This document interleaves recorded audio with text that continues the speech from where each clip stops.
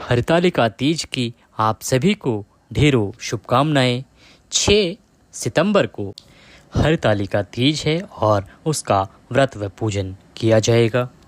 ये वीडियो अगर आप अंत तक पूरा देख लेते हैं तो हरतालिका तीज से संबंधित आपके मन में जो भी शंकाएं होंगी उन सब का समाधान हो जाएगा। हरतालिका तीज किस प्रकार से मनाई जाती है, किस प्रकार से आपको करना चाहिए। अभी तक आप लोगों ने परंपरागत या इधर उधर से सुनकर यह व्रत किया होगा, या हमारी माता ने जैसे बताया होगा, दादी ने जैसे कहा होगा, सास ने हमें बताया होगा, इसके बारे में उसी प्रकार से आप इस व्रत को करते आए हैं। इस वीडियो के माध्यम से आपको शास्त्रों की नई नई बातें बताएंगे, जिससे आपको सब क्लियर हो जाएगा। और जो पहली बार इस तीज का व्रत करना चाहते हैं उनके लिए भी यह वीडियो बहुत महत्वपूर्ण है, क्योंकि ऐसी ऐसी बातें इस वीडियो में बताई जाने वाली हैं जो उनके लिए बहुत ही अधिक सहायक सिद्ध होंगी। यहाँ एक बात और बता दूं आपको कि इस दिन भगवान वाराह की जयंती भी है, यानी 6 सितंबर को भगवान वाराह की जयंती। आप सभी जानते हैं वराह अवतार भगवान विष्णु जी का है। भगवान वराह और पृथ्वी देवी का एक संवाद है, जिसमें वराह भगवान इस हरतालिका तीज का महत्व बता रहे हैं। आपको वह अवश्य ही सुनना चाहिए कि पृथ्वी देवी को वो किस प्रकार से पूरी महिमा वर्णित करते हैं। उससे संबंधित एक अलग से वीडियो हम आपको बना के देंगे, उसको आपको अवश्य ही सुनना चाहिए, क्योंकि यहाँ पर अगर वह संपूर्ण वृत्तांत सुनाने जाएंगे तो यह वीडियो बहुत अधिक बड़ा हो जाएगा। भगवान और पृथ्वी देवी के संवाद को स्त्री पुरुष जो भी सुनेगा उसको सौभाग्य, धन संपत्ति और मनोवांछित फल की प्राप्ति होगी। इतनी अधिक महिमा है उस संवाद को सुनने की, तो आप लोग उसे हरतालिका तीज पर अवश्य सुनिएगा। वह कथा के साथ या कथा के रूप में भी सुना जा सकता है। अब बात करते हैं इस वीडियो के काम की। भगवान वराह कहते हैं, तृतीया तिथि को ही माता गौरी का जन्म हुआ और विवाह भी इसी तृतीया तिथि को हुआ। इससे तृतीया तिथि को यत्न पूर्वक प्रत्येक सुहागिन माताओं को, बहनों को व्रत करना ही चाहिए। और वराह भगवान क्या बताते हैं कि केवल इस दिन आपको नमक नहीं खाना है। ये नमक का जो विधान है ये हरतालिका तीज के लिए नहीं है, क्योंकि हरतालिका तीज का व्रत तो निर्जला रह के किया जाता है, परंतु यह बताना आवश्यक है, ये जो विधान है ये बाकी सभी तृतीया तिथियों के लिए है। भगवान वराह कहते हैं कि इस प्रकार से बिना नमक का सेवन किए हुए तृतीया तिथि को जो भी माताएं बहनें भोजन करती हैं तो उनका वैवाहिक जीवन खुशहाल रहता है, दाम्पत्य जीवन मजबूत रहता है और संपन्नता बढ़ती है। यह शुक्ल पक्ष की तृतीया तिथि मैं आपको बता रहा हूँ। इस पर जो माताएं बहनें व्रत ना करती हों वो भी बिना नमक का भोजन करें तो यह सभी फल उन्हें प्राप्त होते हैं। अब पुराणों में सनत कुमार जी नारद जी को बता रहे हैं कि तृतीया का व्रत और पूजन करने वाली स्त्री गौरी देवी की सहचरी बनती है, यानी माता पार्वती जी की सहेली बनती है। तो हरतालिका तीज का व्रत बहुत ही अधिक पवित्र माना गया है। अब कुछ और काम की बातें करते हैं, बताते हैं। क्या माताएं बहनें रजोधर्म में यानी पीरियड्स में यह व्रत कर सकती हैं या नहीं? इसका उत्तर शास्त्रों में ये है कि हाँ, बिल्कुल व्रत कर सकती हैं। यदि आपका शरीर साथ देता है, शारीरिक रूप से आप स्वस्थ हैं, किसी प्रकार की परेशानी नहीं है, तो आप कर सकती हैं। लेकिन पूजन का सामान आपको बिल्कुल भी अपने हाथों से नहीं छूना है, ना ही आप पूजा कर सकती हैं। आपको पूजा नहीं करनी है, आप केवल व्रत कर सकती हैं। आपको व्रत करना है। पूजन आपकी तरफ से आपके पतिदेव कर सकते हैं या घर का कोई अन्य सदस्य भी कर सकता है, संकल्प करके कि मैं यह पूजन उनके लिए कर रहा हूँ या कर रही हूँ। आपका नाम लेकर संकल्प करें और उस पूजन को करें। एक और सवाल का जवाब लेते हैं, क्या इसका पूजन या व्रत कुंवारी कन्याएं कर सकती हैं? जी हाँ, इसका व्रत कुंवारी कन्याएं कर सकती हैं और करना भी चाहिए। यह उपाय के रूप में भी है उन कन्याओं के लिए जिनके विवाह में अड़चन आती है। हरतालिका तीज में व्रत की प्रधानता है, तो व्रत आप लोग जरूर करें। परंपरा के अनुसार एक दिन पहले नहाया खाया होता है और यह कहीं कहीं नहीं भी होता है, यानी एक दिन पहले से व्रत की पूर्व तैयारी को नहाया खाया कहते हैं। इस बार 2024 में नहाया खाया 5 सितंबर को है, तो इस दिन आपको बाल धोकर स्नान करना है 5 तारीख को। लेकिन 5 तारीख को गुरुवार है और गुरुवार को कई माताएं बाल नहीं धोती हैं, तो इसका उपाय है कि आप 5 तारीख की सुबह सूर्योदय से पहले अपने बाल धो लें, क्योंकि सूर्योदय के बाद गुरुवार लगेगा। शास्त्र के अनुसार जो वार की गणना है वो सूर्योदय के अनुसार होती है। जब तक सूर्योदय नहीं होता है तब तक वार आरंभ नहीं होता है। तो इस प्रकार से इस समय में आप बाल धो लीजिए। पर अगर आप 5 को सुबह बाल नहीं धो पाए हैं तो एक्सट्रीम कंडीशन में आप 6 की सुबह यानी सूर्योदय से पहले आप अपने बाल धो सकते हैं। मेरी सलाह रहेगी कि आप 5 की सुबह ही ये काम कर लीजिएगा तो सबसे उत्तम रहेगा। सूर्योदय से पूर्व 5 तारीख को ही माताएं बहनें मेहंदी लगा लें। पूजा के सामान सब इकट्ठा करके एक साथ रख लेना। आपको इस व्रत के दिन लाल या पीला वस्त्र ही पहनना है, क्योंकि ये सुहाग की निशानी है और ये दोनों कलर सौभाग्य को बढ़ाते हैं। इसीलिए आपको ये 2 रंग ही पहनने हैं। 5 तारीख से ही आपको लहसुन प्याज आदि त्याग देना है, वो नहीं खाना है। देखिए 5 को तो नहीं खाना है और 6 को व्रत रहेगा, फिर पारण के दिन भी आपको ये नहीं खाना है। इस प्रकार 5, 6 और 7 3 दिन आपको लहसुन प्याज आदि भी नहीं खाना है। पूरे घर की साफ सफाई आप 5 तारीख को ही कर लीजिएगा। कई जगह पर परंपरा है कि व्रत वाले दिन यानी 6 तारीख को सुबह सूर्योदय के पहले कुछ खा लिया जाता है, उसको सरगी कहते हैं।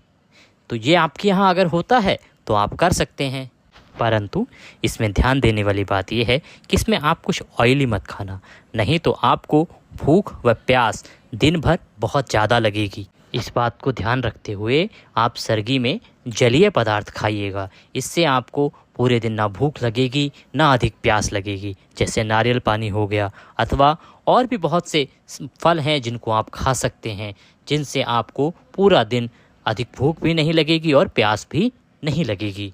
ऐसा कहा जाता है कि सरगी सुबह मुर्गे की बांग देने से पहले ही खा लेनी चाहिए, यानी 4 बजे के पहले ही आप ये काम कर लेना। फिर सूर्योदय से पहले ही आप स्नान कर लीजिएगा। अब क्योंकि आपका इस दिन व्रत है, हम आपको बताते आए हैं कि आपको व्रत वाले दिन ब्रश नहीं करना चाहिए। ब्रश नहीं किया जाता है क्योंकि जो बाजारू पेस्ट है, मंजन है, उसमें केमिकल होता है और नमक होता है, जिससे व्रत खंडित हो जाता है। ध्यान देने वाली बात यह है कि एकादशी का जो आप व्रत करते हैं उसमें तो दातुन भी मना है, दातुन भी नहीं करना चाहिए। लेकिन इस व्रत में आप दातुन कर सकते हैं। दातुन नहीं तो आप कोरा ब्रश कर लीजिएगा। बिना पेस्ट और मंजन के आप ये ब्रश कर सकते हैं। स्नान आदि करके कोरा वस्त्र इस दिन पहनना होता है। रंग हमने आपको बताया पीला या लाल रंग होना चाहिए, फिर चाहे वो साड़ी हो या सूट हो। अब कई लोग पूछेंगे कि पहले की रखी हुई साड़ी पहन सकते हैं क्या? तो उसका जवाब ये होगा कि हाँ, आप पहले की रखी साड़ी भी पहन सकते हैं, उसको धोकर और आप फिर पहन लीजिए। लेकिन वह साड़ी केवल पूजा के समय पहनी हुई हो तो आप उसका उपयोग कर सकते हैं। फिर आप इस दिन पूर्ण श्रृंगार कीजिएगा, जो सुहागिन महिलाओं के लिए श्रृंगार है, जिसको 16 श्रृंगार कहा जाता है। इस प्रकार से आपको 16 श्रृंगार करने हैं। तृतीया तिथि यानी 6 तारीख को सुबह के पूजन का जो शुभ समय रहेगा वो रहेगा सुबह 6:02 से और 8:33 तक। इसी बीच आपको पूजन करना है। सुबह में स्नान के बाद आप इसी समय में पूजन कीजिएगा। अब बात आती है कि पूजन कैसे करना है। इसके लिए अगर आप चाहते हैं कि मैं विस्तृत जानकारी के साथ आपको बताऊं तो इसके लिए आप कमेंट बॉक्स में पूछ सकते हैं। हम आपको अवश्य ही एक वीडियो के माध्यम से इसकी जानकारी देंगे। और आप एक बार कमेंट में बताइएगा कि आप चाहते हैं या नहीं। अगर आप चाहते हैं कि वीडियो बनाया जाए, आप देखना चाहते हैं कि पूजा कैसे करनी है, शास्त्रों के अनुसार विधान क्या होता है, तो अवश्य ही हम आपको उस पर भी वीडियो बना के अपलोड करेंगे। तो आप कमेंट बॉक्स में बताइएगा कि वीडियो बनाना है या नहीं। आप सर्वप्रथम हाथ में अक्षत, पुष्प और जल लेकर संकल्प कर लेना कि मैं इस हरितालिका तीज का व्रत कर रही हूँ। हे भगवान, आप बल देना, हमें सफलता देना। और फिर आप पूजन के बाद सुबह के समय ही कथा सुन लीजिएगा। हाथ में अक्षत और पुष्प, कुछ दक्षिणा लेकर व्रत कथा सुनने के बाद आप हाथ में लिए हुए द्रव्य को भगवान के आगे अर्पित कर दीजिएगा। जो बाजार में पुस्तक मिलती है कथा की, वह कथा अवश्य ही हम भी यहाँ पर वीडियो में अपलोड करेंगे। परंतु विशेष बात यह है कि हरितालिका तीज की जो विशेष कथा है, भगवान वराह की कथा, उसे भी हम यहाँ वीडियो में अपलोड करेंगे, तो उसको भी आप अवश्य सुनिएगा।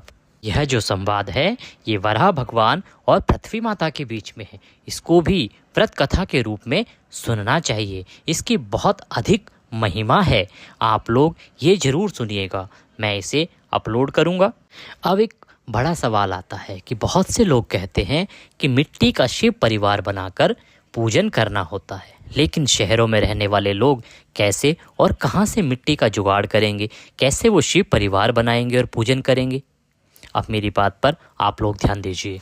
देखिए, जब माता पार्वती जी का विवाह विष्णु जी से होना तय हुआ था, तो सखियों ने उनका हरण कर लिया था और पार्वती जी गुफा में मिट्टी और रेत का शिवलिंग बनाकर पूजन किया करती थी।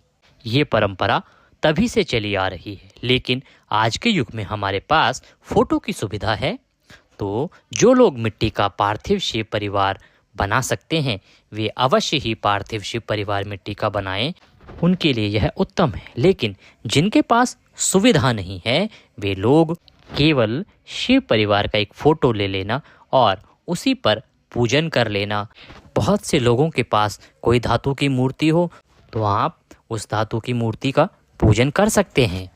मिट्टी का शिव परिवार पूजन कंप्लीट होने के बाद नदियों में या तालाब में विसर्जन कर दिया जाता है। लेकिन जो लोग फोटो यूज़ कर रहे हैं पूजा के लिए, तो वो लास्ट में पूजन करने के बाद जो फोटो आपने रखा है वहाँ से थोड़ा सा खिसका दीजिएगा, तो वह विसर्जन ही माना जाता है। अगर किसी ने धातु की मूर्ति रखी है, उसका पूजन किया है, तो वो लोग भी इसी प्रकार से करें कि जो मूर्ति आपने रखी है पूजा के समय, वहाँ से उसको थोड़ा सा स्थान से खिसका दें, तो इससे उसका विसर्जन मान्य हो जाएगा। फोटो या मेटल की मूर्ति को ले जाकर पानी में नहीं डालना है। इस प्रकार से विसर्जन केवल मिट्टी के बने हुए पार्थिव शिवलिंग या शिव परिवार का ही किया जाता है। अब एक सवाल आता है कि क्या एक बार व्रत उठा लिया तो हर बार व्रत करना ज़रूरी है? देखिए, हो सकता है कि ये सब सुनकर कई माताएं तो व्रत करती भी नहीं हैं। मैं कहूँगा कि यदि आप हर बार कर सकती हैं तो व्रत आप अवश्य कीजिएगा। जब तक आपसे बन पड़े, तब तक आपसे संभव हो, तब तक आप ये व्रत कीजिएगा।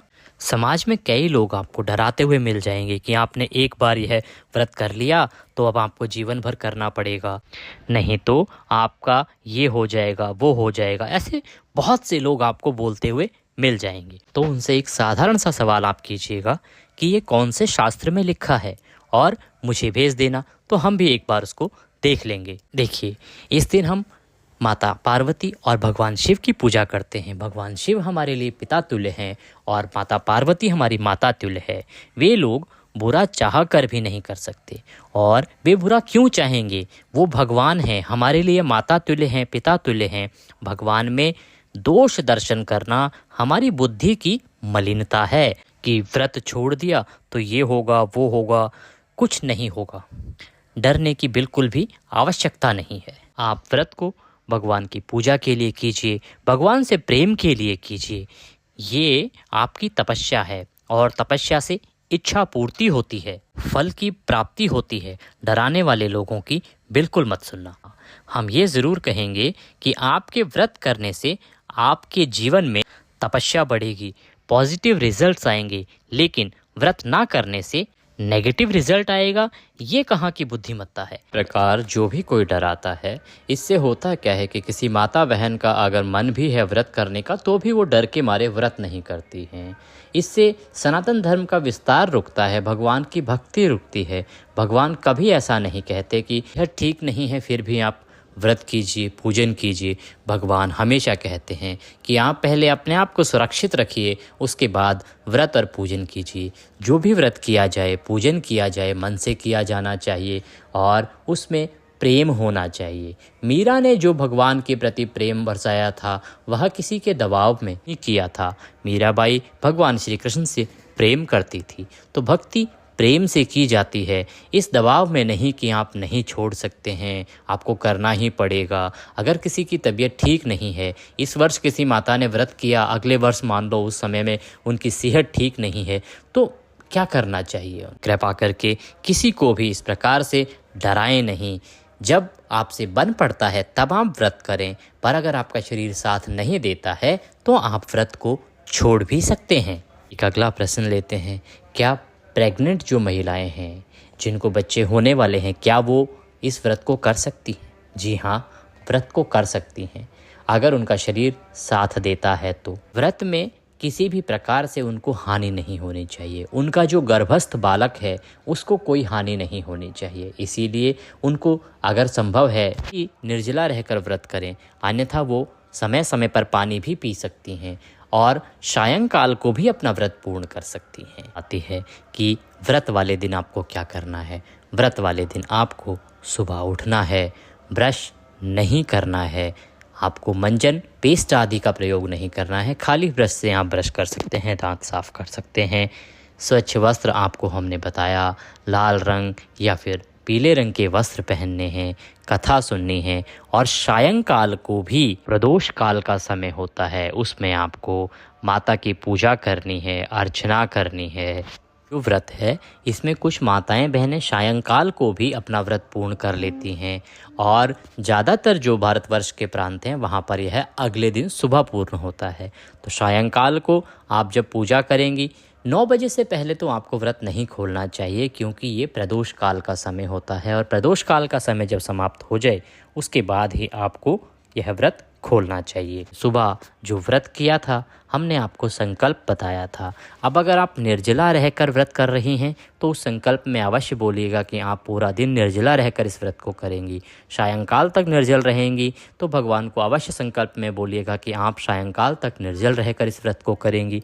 इस प्रकार से उस संकल्प में अवश्य ही आप बताएं कि आप इस व्रत को किस प्रकार से करने वाली हैं। अब आपका अगर सायंकाल को व्रत खुलता है तो आप रात्रि को 9 बजे के बाद खोलिएगा। वैसे सभी प्रांतों में मुख्य रूप से यह व्रत अगले दिन सुबह ही खुलता है। करते हैं जागरण की। ऐसा माना जाता है कि इस दिन सभी को रात्रि जागरण करना चाहिए। ऐसा सवाल भी सबके मन में होगा कि क्या हमें पूरी रात जागना होगा, क्या इसका कोई उपाय है? देखिए, ये सही है कि हाँ, हरतालिका तीज का व्रत आप करते हैं तो पूरी रात्रि जागरण करने का विधान है, जागने का विधान है। तो अगर आप नहीं जाग सकते हैं तो उसके लिए जहाँ आपने पूजा की है वहाँ पर एक अखंड ज्योत जला दीजिएगा। दिया रात भर जलेगा, सुबह तक जलेगा और भगवान अग्निदेव से निवेदन कीजिएगा कि प्रभु मेरे प्रतिनिधि के रूप में यहाँ सेवा में विराजमान रहें और आप वहीं पर जहाँ पूजा स्थल है के आसपास सो जाइएगा। से आपको पूर्ण रात्रि जागरण का पुण्य प्राप्त होगा। बात करते हैं कि अगले दिन आपको क्या करना है। 7 सितंबर को सूर्योदय से पहले ब्रश का प्रयोग बिल्कुल नहीं करना है। दातुन हो या कोरा नया ब्रश हो कर सकते हैं। पेस्ट मंजन का प्रयोग बिल्कुल भी ना करें। स्नान आदि करके फिर से आपको भगवान का पूजन करना है। धूप दीप आरती से व्रत कथा फिर से सुनिए और सबसे मुख्य बात, विसर्जन से पहले पार्वती से भाग लिया जाता है। उसके लिए आपको क्या करना है, सिंदूर की नई डिब्बी लाना, साड़ी के पल्लू से डिब्बी का सिंदूर माता को लगाना और माता को लगाकर फिर वही सिंदूर आपको अपनी मांग में लगाना है। आपको 3 बार 5 या 7 बार करना है। जो आखिरी बार वाला सिंदूर हो माता को लगाएंगी, उसको आप सिंदूर की डब्बी में डाल देना। आपका पूरा जो सिंदूरदानी है वह माता का प्रसाद हो जाएगा। आपके पास कोई कोरी साड़ी हो लाल रंग की तो वह माता को स्पर्श करके अपने पास रख लेना। चूड़ी हो तो वह भी माता को स्पर्श करा के रख लेना। हुआ सुहाग लेना। जो कुंवारी कन्याएं हैं वो सुहाग नहीं लेंगी, केवल माता से प्रार्थना करें कि उन्हें एक अच्छा सुहाग हो। विसर्जन का समय आता है। विसर्जन के लिए आप अगर कोई मूर्ति लाए हैं तो उसको एक स्थान से हिला दें जहाँ पर वो रखी है। जो फल आदि हैं उनको प्रसाद के रूप में बांट देना। सुहाग का सामान है, किसी सुहागन महिला को पैर छूकर दे दीजिए या किसी ब्राह्मणी को दान दे दीजिएगा। माला आदि जो हैं उनका आपको जल विसर्जन करना है। बात का ध्यान रखिएगा कि विसर्जन के बाद जो आपको दान करना है, चाहे वो अनाज हो, श्रृंगार की वस्तुएं हो या अन्य सामान हो, उस पर आप अपने हाथ से जल छिड़क देना और उन सभी वस्तुओं को अपना हाथ अवश्य लगाना। वह दान करके आपको अपने मुख में कुछ डालना है, अर्थात पारण करना है। 6 की शाम को पारण करती हैं। सूर्यास्त के बाद आपको शाम को 6 की शाम को इसी प्रकार से करना है। यही विधि रहेगी, इसी विधि को आपको अपनाना होगा। के बाद आप अपने पतिदेव से आशीर्वाद लेना और के हाथ से मीठा गुनगुना पानी पीना। आपने पूरा दिन व्रत किया है, उपवास किया है, आप अचानक से अगर कुछ हैवी खा लेंगे तो वह आपके स्वास्थ्य के लिए नुकसानदायक हो सकता है, तबीयत खराब हो सकती है। इसीलिए पहले इस प्रकार से कुछ आपको जल आहार करना है। परंपरा के अनुसार अपना व्रत पूर्ण कीजिएगा। कहीं खीरे ककड़ी आदि खाया जाता है, कहीं खीर पूड़ी और कहीं खीर हलवा खाया जाता है। जो आपके यहाँ पे होता हो उस विधि से आप चीज़ों को खा सकते हैं। जो आपको उचित लगे उसको आप आहार रूप में खाइएगा। वीडियो को लाइक कीजिएगा। कमेंट बॉक्स में जय शिव शंकर, जय माँ पार्वती लिखना ना भूलिएगा। चैनल को सब्सक्राइब कीजिएगा ताकि हम फिर से मिल सकें। जय शिव शंकर।